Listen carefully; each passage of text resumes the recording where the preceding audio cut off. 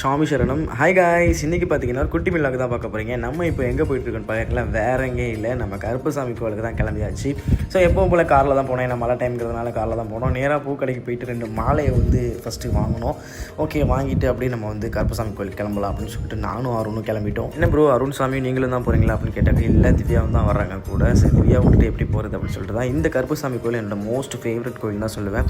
Actually பார்த்தீங்கன்னா இங்கே கருப்பர் மட்டும் இருக்க மாட்டார். மெயின் சாமி வந்து ஐயனார், அப்புறம் கருப்பசாமி, அப்புறம் சிவன், அப்புறம் பார்த்திங்கன்னா காளி அம்மன் இருப்பாங்க. நானும் போகிறோம் போயிட்டே இருக்குன்னு பார்க்குறீங்களா. ஆமாங்க, இது வந்து காட்டுக்குள்ளே இருக்கிற கோயில் தான்.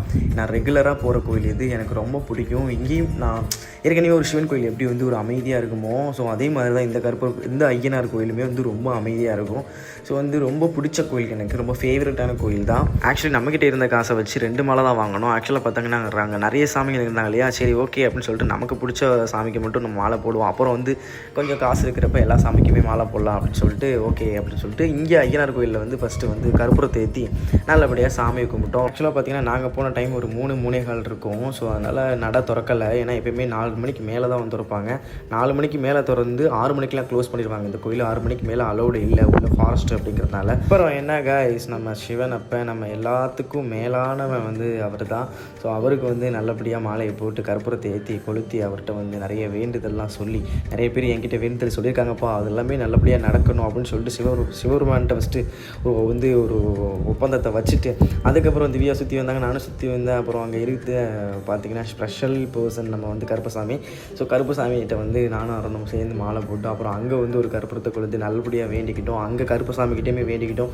அப்பா, என்னை நம்பி வந்து என்னோடய சப்ஸ்கிரைபர்ஸ் வந்து என்னோடய ஃபேமிலியிலேருந்து நிறைய பேர் வந்து நமக்கு வந்து வேண்டுதல் சொல்லியிருக்காங்க. அது எல்லா வேண்டுதலுமே நல்லபடியாக ஆகணும். நிறைய பேர் குழந்தைன்னு சொல்லியிருக்காங்க. அந்த வேண்டுதல் எல்லாமே நிறைவேறணும், அவங்களுக்கு இந்த வருஷம் நல்லபடியாக குழந்தை பிறக்கணும் அப்படின்னு சொல்லிட்டு எல்லா சாமிக்கிட்டையுமே நான் வேண்டிக்கிட்டேன். இந்த கோயிலோட லொக்கேஷன் நிறைய பேர் கேட்டீங்க. எக்ஸாக்டாக வந்து வண்டலூர் கிட்ட தான் இருக்குது. நான் வேணும்னா சொல்லுங்கள், லொக்கேஷன் பின் பண்ணுறேன். உங்கள் எல்லாருக்காகவும் நான் வேண்டிக்கிட்டேன் மன நிறைவோட.